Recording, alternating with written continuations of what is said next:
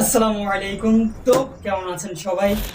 যদি কিনা পুরো ভিডিওটা আপনি কন্টিনিউ করেন তাহলে আপনি হ্যাকাররা কিভাবে আমাদের পাসওয়ার্ড হ্যাক করে সেটা তো জানতে পারবেন, পাশাপাশি আমাদের এই পাসওয়ার্ডটাকে কোম্পানিরা কিভাবে আরো স্ট্রং করে তোলে সেটাও জানতে পারবেন, এবং আপনি আপনার পাসওয়ার্ডকে কিভাবে আরো বেশি স্ট্রং করতে পারেন সেটাও জেনে যাবেন।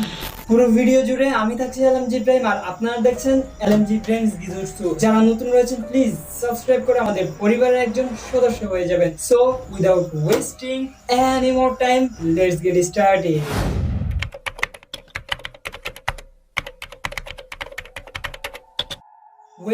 যদি কিনা আমরা ফেসবুক, ইনস্টাগ্রাম বা জিমেল এই টাইপের সোশ্যাল মিডিয়া বা ইন্টারনেটের বিভিন্ন জায়গায় অ্যাকাউন্ট ক্রিয়েট করি, তখন আমরা সাধারণত পাসওয়ার্ড দিয়ে থাকি 1 2 3 4 5 6 এই টাইপের সাধারণ একটা কমন পাসওয়ার্ড। বাট আমাদের এই সাধারণ বা কমন পাসওয়ার্ডটা আসলে তাদের সার্ভারে গিয়ে জমা হয় না।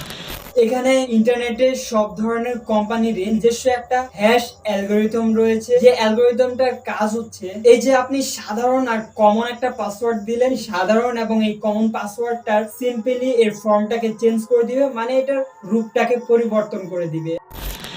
এন্ড ভাই বিশ্বাস করেন, যখন এই হ্যাশ অ্যালগরিদম আমার বা আপনার পাসওয়ার্ডটার রূপ পরিবর্তন করে ফেলে, তখন আমি বা আপনার মতো সাধারণ মানুষজনের সামনে যদি অনেকগুলো পাস দেওয়া হয়, সেখান থেকে আমরা আমাদের পাসটা বের করতেই একদম অবস্থা খারাপ করে ফেলবো নিজেদের।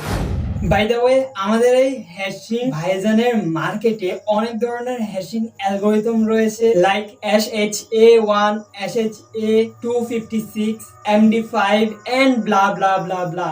আচ্ছা, এতক্ষণের কথাগুলো শুনে নিশ্চয়ই আপনাদের মাথা ঘুরপাক করতেছে যে আসলে এই L.M.J Ibrahim কি বলতেছে। তো আমরা যদি সম্পূর্ণ বিষয়টাকে একটু সহজভাবে ছোট্ট একটা উদাহরণ দিয়ে বুঝতে চাই, তাহলে ধরুন আপনি ইনস্টাগ্রামে গেলেন সিম্পলি একটা অ্যাকাউন্ট ক্রিয়েট করতে। প্রথমে আপনাকে দিতে হবে email, then full name, then user name and then password.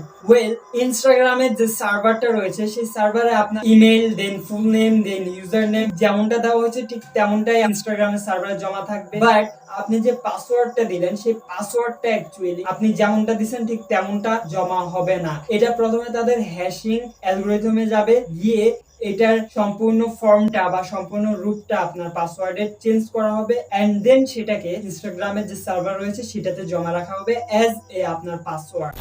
তো বেসিক্যালি কোম্পানির কাছে আপনার যে পাসওয়ার্ডটা জমা থাকবে সেটা অরিজিনালি আপনার পাসওয়ার্ড না, আপনার পাসওয়ার্ডের হ্যাশড ফর্মটা। সো বেসিক্যালি কোনো না কোনো ভাবে যদি কোম্পানির ডাটা ব্রিচ হয়ে যায়, তাহলে হ্যাকার আপনার অন্য সবকিছুর ডিটেলস পাইলেও আপনার অ্যাকাউন্টে যে পাসটা রয়েছে সেটার অ্যাক্সেস নিতে পারবে না, যতক্ষণ না সে আমাদের এই পাসওয়ার্ডটাকে হ্যাক করতে পারতেছে। কিন্তু এখন কোশ্চেন হচ্ছে, ভাই এই পাসওয়ার্ডটাকে কিভাবে হ্যাক করে হ্যাকাররা? এই ক্ষেত্রে হ্যাকার মশাই প্রথমেই যে টেকনিকটা ইউজ করে সেটার নাম হচ্ছে রেইনবো টেবিল। ইন্টারনেটে এরকম অনেক ধরনের কমন টেবিল রয়েছে। আসলে আমি এই টেবিলের কথা বলতেছি না, এটা এক ধরনের কমন পাসওয়ার্ডের টেবিল বা চার্ট। এরকম অনেক ধরনের টেবিল বা চার্ট রয়েছে যেখানে আমাদের mostly common and mostly use password গুলা হ্যাশড ফর্ম রয়েছে।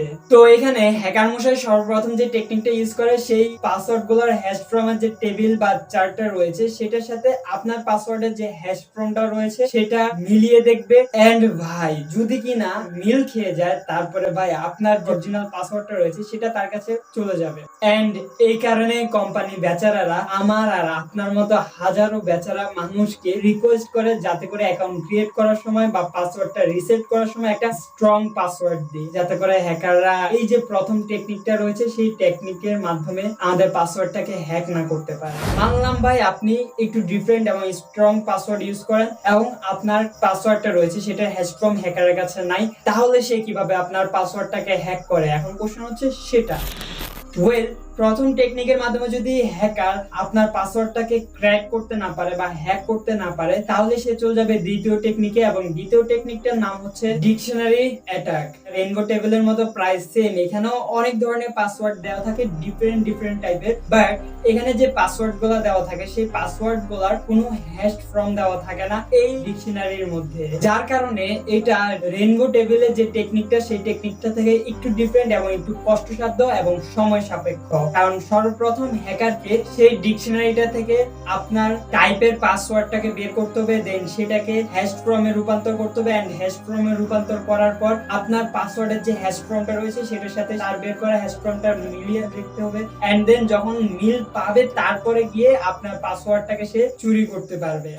তো বেসিক্যালি কিছু কিছু কোম্পানি আরো একটা টেকনিক ইউজ করে আমাদের পাসওয়ার্ডটাকে সেফ রাখার জন্য, সেটা হচ্ছে গিয়ে সলভ টেকনিক। ইয়েস, এটা অনেকটা তরকারিতে যেরকম মশলা দিয়ে তরকারিটার স্বাদটাকে পরিবর্তন করা হয় ঠিক সেই টেকনিকটার মতোই। তো বেসিক্যালি এটা অনেকটাই ডিফারেন্ট হয়ে যায়। প্রথমে আপনার পাসওয়ার্ডটাকে কিছু সেলফ দেওয়া হবে, এন্ড দেন সেটার হ্যাশ ফর্ম বের করে দেন তাদের সার্ভারে রাখা হবে।